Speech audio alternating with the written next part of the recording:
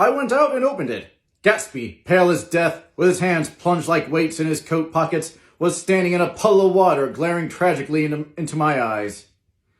With his hands still in his coat pockets, he stalked by me into the hall, turned sharply as if he were on a wire, and disappeared into the living room. It wasn't a bit funny. Aware of the loud beating of my own heart, I pulled the door to against the increasing rain. For half a minute, there wasn't a sound. Then from a light living room, I heard a sort of choking murmur and part of a laugh, followed by Daisy's voice on a clear artificial note.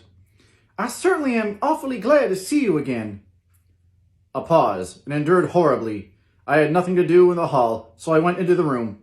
Gatsby, his hands still in his pockets, was reclining against the mantelpiece in a strange counterfeit of perfect ease, even of boredom. His head leaned back so far that it rested against the face of a defunct mantelpiece clock, and from this position his distraught eyes stared down at Daisy, who was sitting, frightened but graceful, on the edge of a stiff chair.